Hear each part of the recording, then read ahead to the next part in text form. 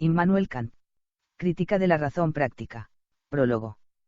¿Por qué esta crítica no lleva el título de Crítica de la razón pura práctica, sino solamente el de Crítica de la razón práctica en general, a pesar de que el paralelismo de esta respecto de la especulativa parece exigir lo primero, es cosa que este tratado explica suficientemente. Él debe solo establecer que hay razón pura práctica y critica con esa intención toda su facultad práctica. Si lo consigue, ya no necesita entonces criticar la facultad pura misma para ver si la razón, con semejante facultad, no se excede a sí misma, atribuyéndosela gratuitamente como ello ocurre en la especulativa. Pues sí, como razón pura, es ella realmente práctica, demuestra su propia realidad y la de sus conceptos por el hecho mismo y es en vano todo disputar contra la posibilidad de serlo.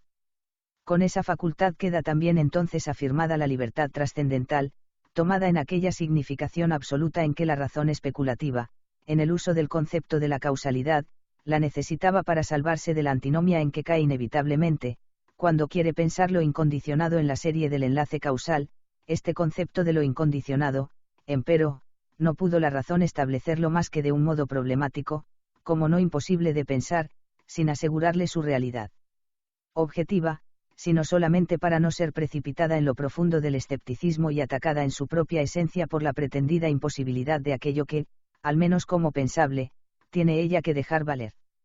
El concepto de la libertad, en cuanto su realidad queda demostrada por medio de una ley apodíctica de la razón práctica, constituye la piedra angular de todo el edificio de un sistema de la razón pura, incluso la especulativa, y todos los demás conceptos, los de Dios y la inmortalidad que, como meras ideas, permanecen sin apoyo en la razón especulativa, se enlazan con él y adquieren con él y por él consistencia y realidad objetiva, es decir, que su posibilidad queda demostrada por el hecho de que la libertad es real, pues esta idea se manifiesta por medio de la ley moral.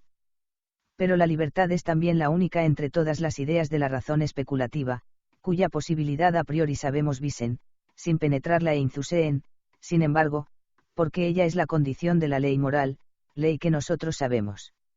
Las ideas de Dios y de la inmortalidad no son empero condiciones de la ley moral, sino sólo condiciones del objeto necesario de una voluntad determinada por esa ley, es decir, del uso meramente práctico de nuestra razón pura. Así pues, de esas ideas también podemos afirmar que no conocemos ni penetramos, no digo tan solo la realidad, sino ni siquiera la posibilidad. Pero, sin embargo, son ellas las condiciones de la aplicación de la voluntad, moralmente determinada, a su objeto que le es dado a priori el supremo bien.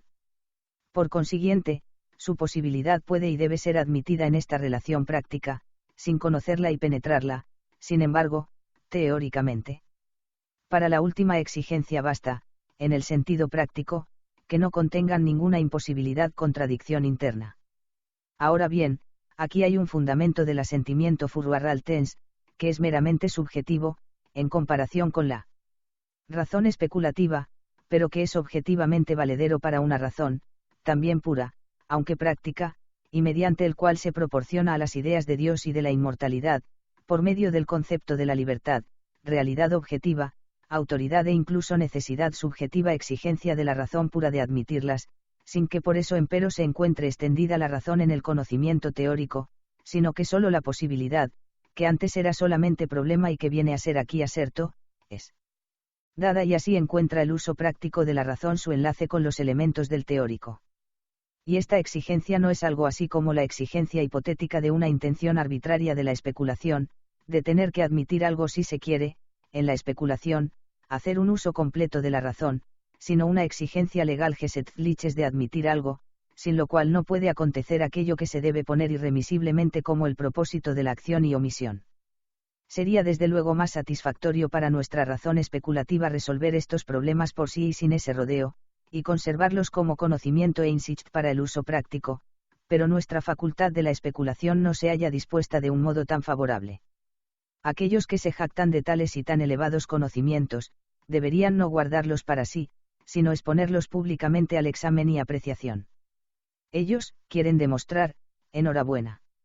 Demuestren, y si salen victoriosos, la crítica rinde sus armas a sus pies. Quid statis? Nolint. Adquilicet esse beatis, pero como ellos, en realidad, no quieren, probablemente porque no pueden, debemos nosotros volver a tomar en nuestras manos aquellas armas, para buscar en el uso moral de la razón y fundar sobre él los conceptos de Dios, libertad e inmortalidad, para cuya posibilidad no encuentra aquella especulación garantía suficiente. Aquí se explica así también, por primera vez, el enigma de la crítica, de cómo se puede denegar realidad objetiva al uso suprasensible de las categorías en la especulación y concederles, sin embargo, esa realidad en consideración de los objetos de la razón pura práctica, pues esto tiene que parecer necesariamente inconsecuente, mientras ese uso práctico se conozca solo por el nombre.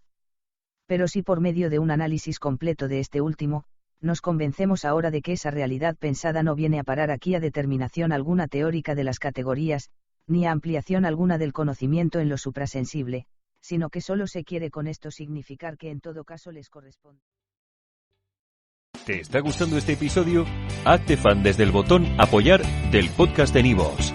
Elige tu aportación y podrás escuchar este y el resto de sus episodios extra. Además, ayudarás a su productor a seguir creando contenido con la misma pasión y dedicación.